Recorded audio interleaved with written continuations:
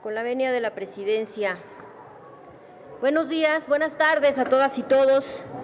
En nombre de la Comisión de Puntos Constitucionales, presento el dictamen a la iniciativa con proyecto de decreto por el que se reforman y adicionan los artículos 108 y 111 de la Constitución Política de los Estados Unidos Mexicanos en materia de fuero, suscrita por el presidente de la República, Andrés Manuel López Obrador, de la que se dio cuenta en sesión celebrada en fecha 18 de febrero de 2020.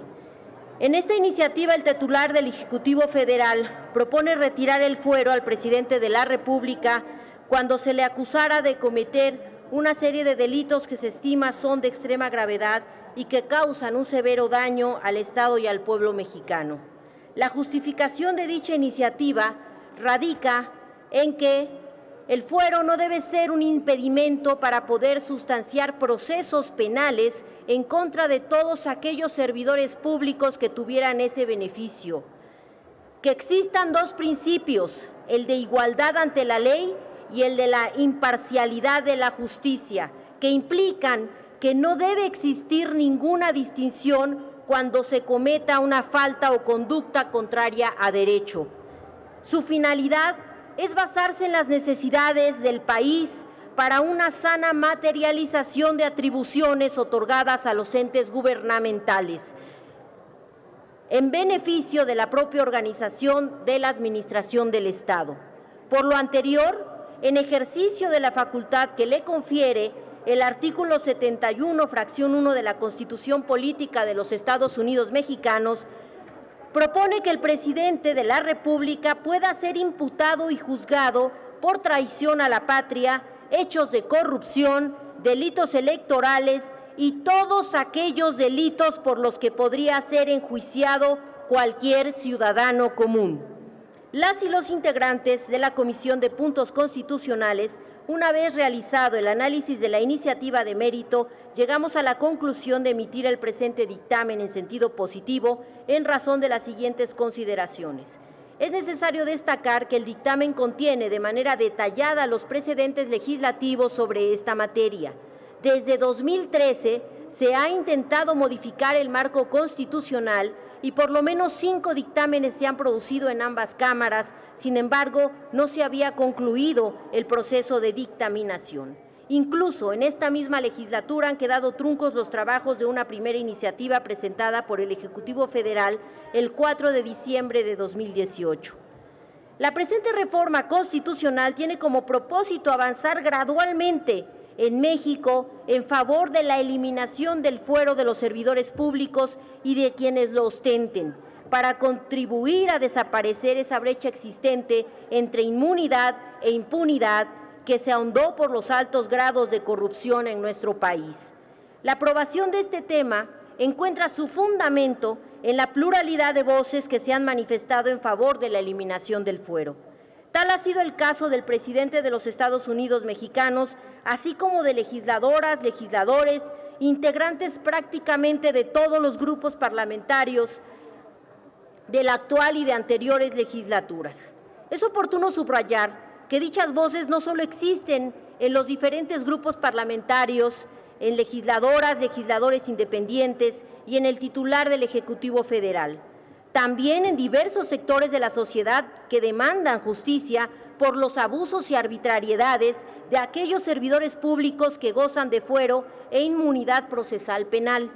Ahora bien, en lo relacionado con los términos fuero e inmunidad, esta Comisión de Puntos Constitucionales detalla que la figura de la inmunidad es conocida en nuestro régimen jurídico como fuero constitucional, connotación que se encuentra muy arraigada en el ámbito jurídico y social, relacionándolo con el conjunto de privilegios de aquellas personas que tienen un cargo público, sea de elección o por designación, así como legisladores y funcionarios del gobierno del más alto nivel, y que por esto tienen una posición privilegiada y con beneficios.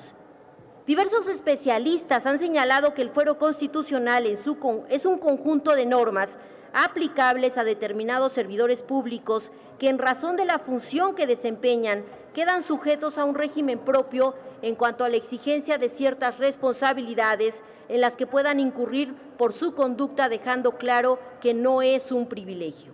Es decir, el hecho de que alguien se encuentre investido por una encomienda derivada de su encargo dentro del Estado no implica que pueda actuar en contra de los principios de la encomienda, ni llegar a excesos, cometer un ilícito o que se sustraiga del ejercicio de la justicia amparado por la impunidad, o sea, el fuero.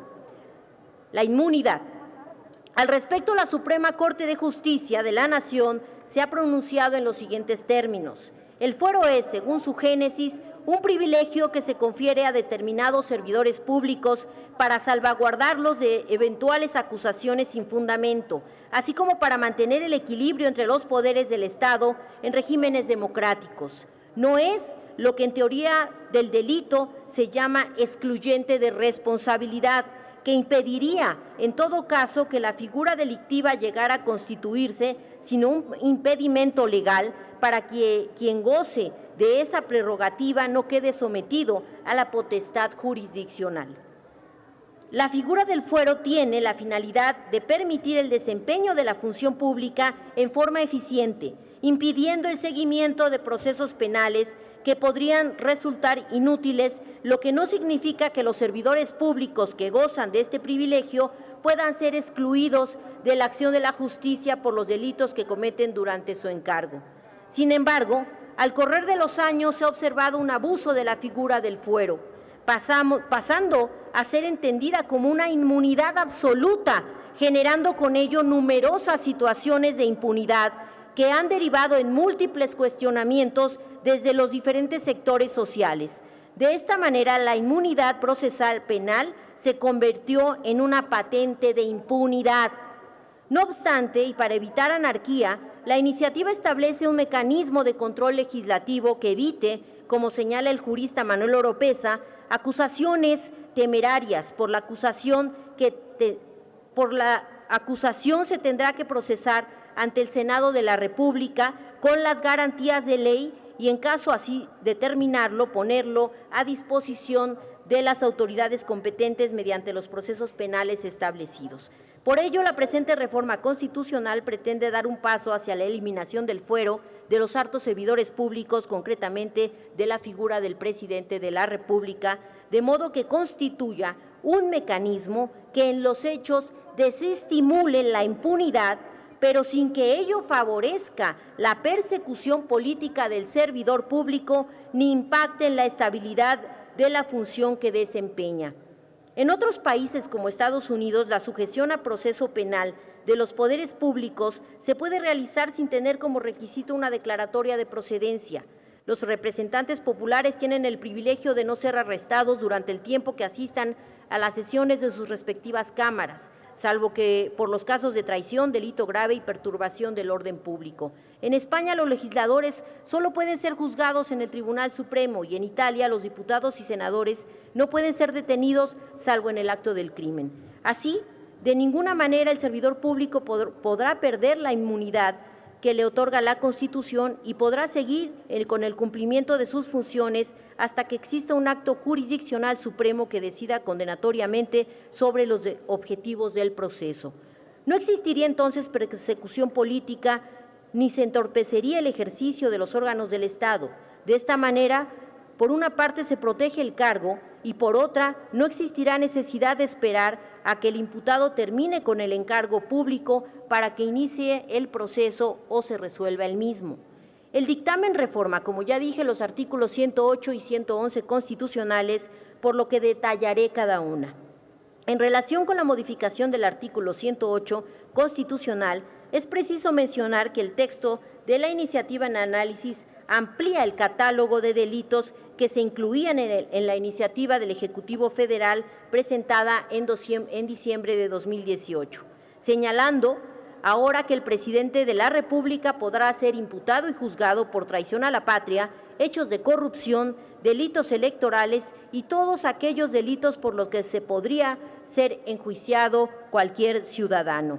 Al respecto, se considera que debe subsistir la expresión contenida en la iniciativa que se dictamina, en atención a que, si bien es cierto que en el texto de la Constitución se emplea 88 ocasiones el adjetivo ciudadana, ciudadana, ciudadanos, ciudadanas, sin el diverso adjetivo común.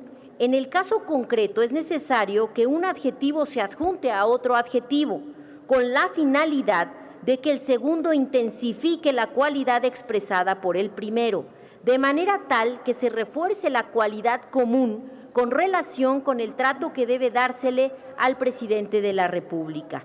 Aunado a lo anterior, la expresión ciudadano común va más allá de la filología e implica una expresión que refleja la falta de privilegios que se volvieron habituales y concomitantes al servicio público, a los que se han acostumbrado a lo largo de décadas los funcionarios públicos, especialmente quienes han ocupado el cargo de presidente de la República.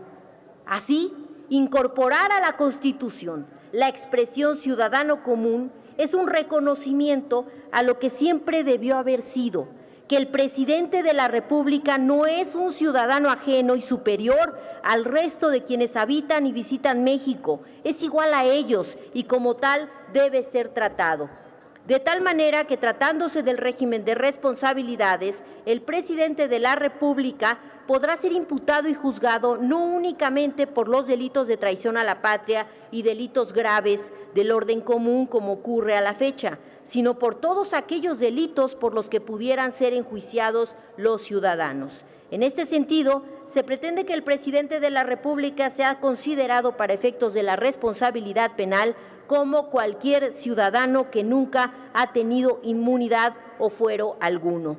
En lo correspondiente al artículo 111 de la Constitución, se mantiene la redacción: para proceder penalmente contra el presidente de la República, solo habrá lugar a acusarlo ante la Cámara de Senadores con los términos del artículo 110. En este supuesto, la Cámara de Senadores resolverá con base en la legislación penal aplicable, misma que fue aprobada por ambas cámaras en el Congreso de la Unión en el proceso legislativo pasado. Esto es algo que retomamos de consenso de ambas cámaras. En ese sentido, las y los integrantes de la Comisión de Puntos Constitucionales consideramos que la presente iniciativa contiene algunas modificaciones que constituyen un acierto al respecto de la propuesta del Ejecutivo Federal de diciembre de 2018, sin perder de vista su objetivo principal, consistente en atender la demanda social de terminar con la impunidad que ha procurado el fuero a los altos servidores públicos de la nación, en específico al presidente de la República. Por último, y si me lo permiten a título personal, debo decir que comparto plenamente el sentido de esta reforma, porque además de ser un llamado para hacer lo correspondiente para los demás servidores públicos, incluyendo los legisladores, es necesario discernir que todos los servidores públicos debemos responder en igualdad de circunstancias por nuestros actos. Se debe resguardar la función pública, su inmunidad procesal como lo indican las leyes, conforme al debido proceso y demás garantías que establece nuestro texto constitucional. Pero, y con eso, y hay que decirlo fuerte, sin detener los procesos, porque la justicia no puede ni debe esperar. La Constitución señala que la justicia debe ser pronta y expedita.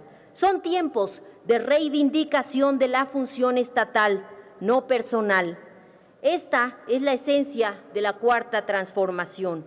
A esto se refiere el presidente de la República, a la restitución de la dignidad del servicio público tan lastimado en el periodo del régimen neoliberal. Esta reforma responde a ese reclamo social: erradicar el abuso de poder y la impunidad lacerante. Los gobernantes deben vivir en la justa medianía que brinda el salario. No pueden tener vida de príncipes ni disponer de fortunas hechas al amparo del encargo público. Estos tiempos y esos tiempos se acabaron. La transformación de la vida pública es un objetivo fundamental y razón medular de este proceso democrático. Es cuanto, diputada presidenta. Muchas gracias.